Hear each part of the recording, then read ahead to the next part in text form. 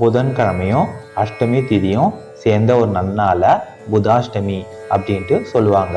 அந்த புதாஷ்டமி ஆனப்பட்டது ஒரு அரிய நாள்.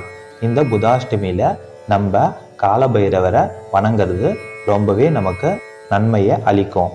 அந்த நன்னாளான இன்னைக்கு நம்ம தெரிஞ்சுக்க போறது அஷ்டபைரவர்ல 7வது பைரவர் பீஷண பைரவர். பீஷணம் அப்படிங்கிற சமஸ்கிருத வார்த்தைக்கு சிறந்து விளங்குதல் அப்படின்னு சொல்லிட்டு அர்த்தம். பீஷண பைரவர் ஆனப்பட்டவர் வடக்கு திசைக்கு அதிபதியா சாமுண்டி தேவியோட இருக்காரு.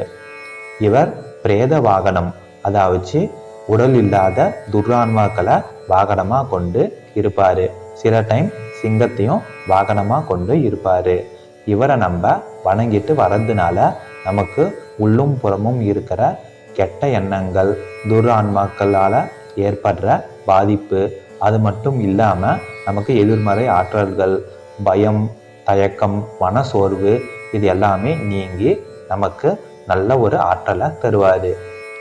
இப்போ நம்ம தெரிஞ்சுக்க போறது இந்த பீஷண பைரவரனுடைய மந்திரமும் அந்த மந்திரத்துக்கான விளக்கமும். மந்திரம்: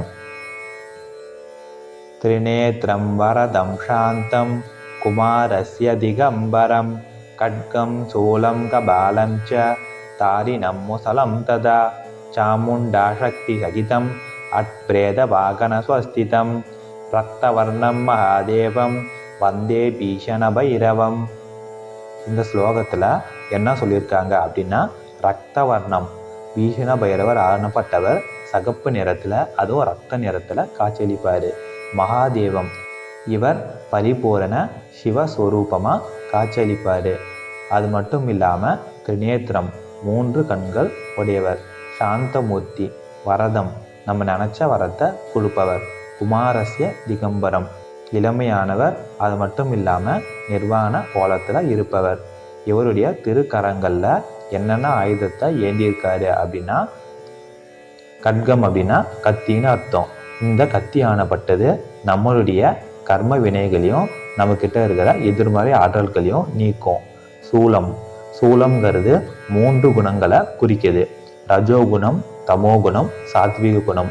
இந்த 3 குணங்களும் மாற மாற ஒரு மனிதனுக்கு எண்ணங்கள் மாறும். அப்படி நம்மளுக்குள்ள இருக்கிற எண்ணங்களை கட்டுப்படுத்துவாரு. கபாலம், கபாலம் அப்படிங்கிறது சில டைம் பிச்சை பாத்திரத்தை குறிக்குது. நமக்குள்ள இருக்கிற கெட்ட சக்தியை அவர் இந்த கபாலத்து மூலியமா உறிஞ்சுப்பாரு. அது மட்டும் இல்லாம முசலம், முசலம் அப்படிங்கிறது ஏற்கலப்பை.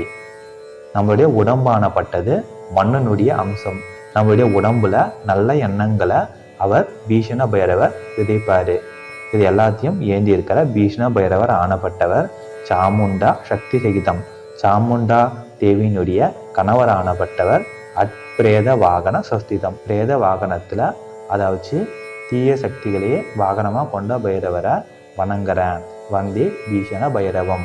பீஷண பைரவரை வணங்குறேன், நமஸ்காரம் பண்றேன் அப்படிங்கிறது தான் இந்த ஸ்லோகத்தினுடைய அர்த்தம்.